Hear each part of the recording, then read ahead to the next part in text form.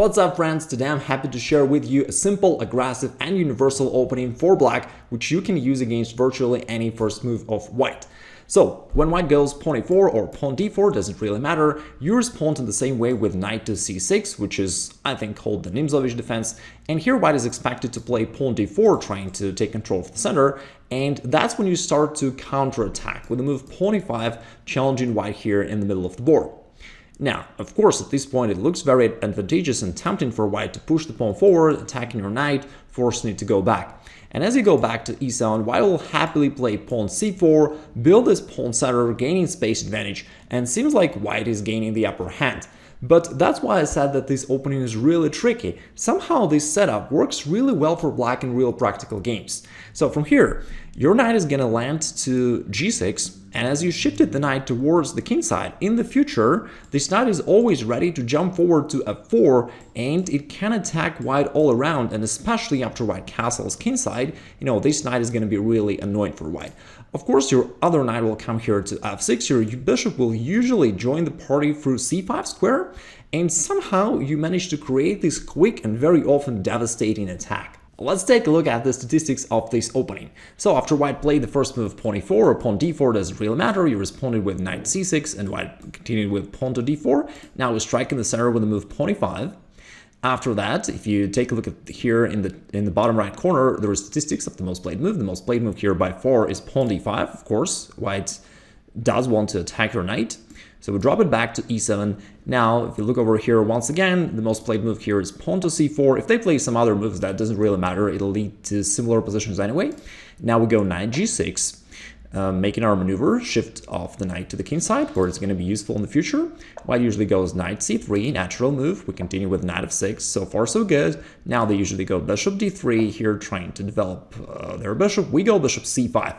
Generally speaking, in this opening, we do want to bring our bishop out, either to c5 or b4. In most cases, c5, because if not, if you play d6 right away, that'll leave this bishop behind, locked behind the pawn wall. We do not want that. So we first play bishop to c5 right here, okay? Here the bishop is really active, is looking towards white's king potentially. And just look at this, the most played move by far for white is a losing mistake, knight g to e2, but that's what most players actually play. And funnily enough, after that, only 7 moves have been played, and it's already time for white to resign, because after knight g4, there is just no sufficient defense for white against the very simple threat of capturing of this pawn, either with a knight or bishop. In both cases, it's going to be devastating. Alright, so let's go back to the analysis mode here, and now after we attack this pawn, the only normal way for white to defend it would be to castle kingside, but that actually makes things worse for white, because now you're ready to bring your queen out to h4 and increase the threats. Now we're threatening queen h2 checkmate, and we also put even more pressure onto this pawn f2, which is still under massive fire. And white is already defenseless, so the only way to avoid an immediate checkmate is pawn h3, but now knight takes f2, winning the pawn, attacking the queen, attacking the bishop, and notice that we now have this monstrous bishop on c5 ready to develop a really strong attack and all kinds of discovered checks. If white wants to save the game, they have to give up the exchange here. Now queen takes, and after king h1, not only we gained a lot of material advantage, but we continue our attack. Let's say simply pawn d6 just to get this bishop involved. And now you're ready to go knight h4, maybe bishop takes h3 at some point, and our attack continues. And anyway, you have a winning material advantage. Let me share with you just one game real quick where I tried knight a4 to trade off this active bishop, but that didn't really work because black just sacrificed the bishop to continue expose white's king.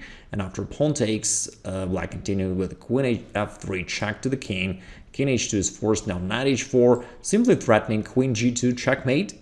And the only move to prevent this is an awkward move queen h1, which is what white actually played, but that didn't help because after queen f2, this is actually a funny checkmate. Well, white can give up the queen, but that is a checkmate anyway. So that just goes to show how you're gonna completely win the game easily in the most common scenario of things after most played moves of white. Of course, white could play better and should have played better, but you still can develop a really strong attack. It's gonna be a bit slower, but it's gonna be still quite dangerous for white.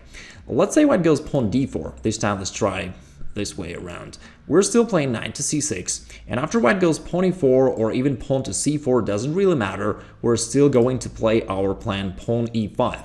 attacking here in the center. In most cases, your opponent will push the pawn forward, your knight drops back, and after e4 and knight to g6, we're still reaching the very same position. By the way, just in a couple minutes, I'm going to share with you what to do if white goes sidewise and plays some other moves, but let's for now just stick with the main line for a little longer. So let's say knight c3, knight f6, bishop d3, bishop c5, we're going over the main line, and we already know that knight e2, the most common move, is just to lose a mistake after knight g4, white is completely busted here. What if instead white goes knight f3? That is a much better option for white, and here white does not lose, but you can still attack. In that case, you can just play normal chess, play pawn d6. Okay, now our bishop is active, it's in front of the pawn chain, so we are ready to play this move to open up the other bishop. And after that, let's say white castles. In all these variations, I do recommend that you play a prophylactic move pawn a5, just to secure this bishop on c5, that white cannot trade it off or push it back anyhow.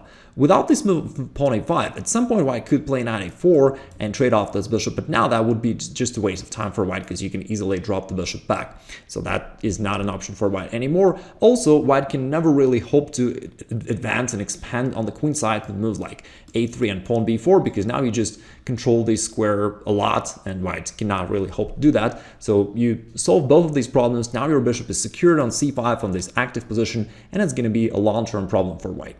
After that, white plays h3. This is not a great move, but that's the most played move, I believe, here. Then you can simply castle, kingside, just develop.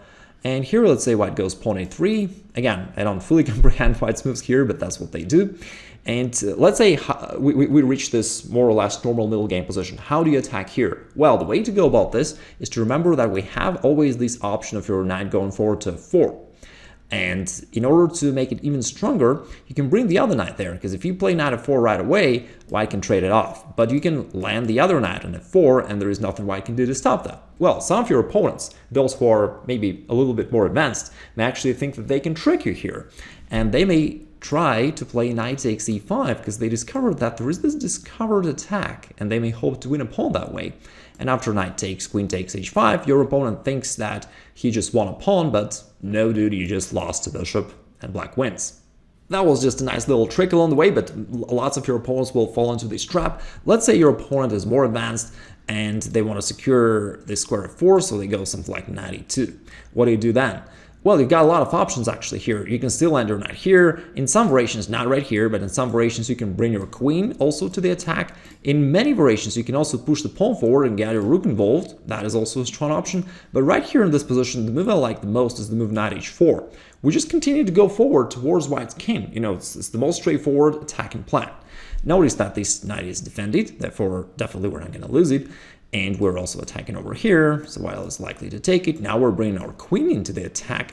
And if you just look at this, we have a lot of forces already pointing towards white's king. And again, in all these variations, you're always ready to play pawn f5 so that your rook is getting involved. And it's already really challenging for white to defend this position.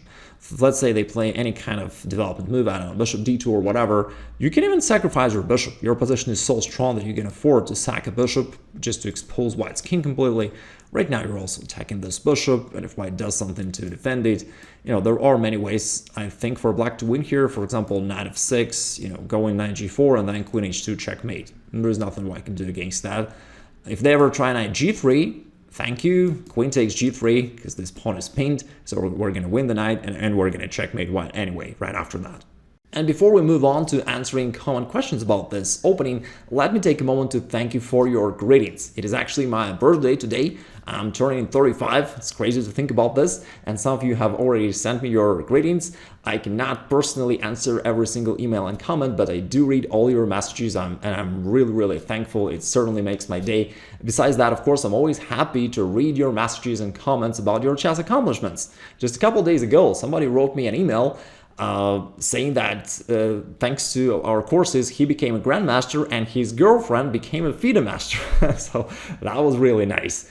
And of course, to celebrate the birthday, we're going to have special offers. So if you want to get any of our courses or packages, right now it is the best time to do so. You can get them at a 64% discount, which is a very chess number. So you may click the link below the video and access the shop and find something that's going to help you achieve your chess goals. Once again, thank you so much for your support, for your greetings. That really keeps me motivated to continue working for you. And I do hope that's something that you take advantage of just as well. Thank you.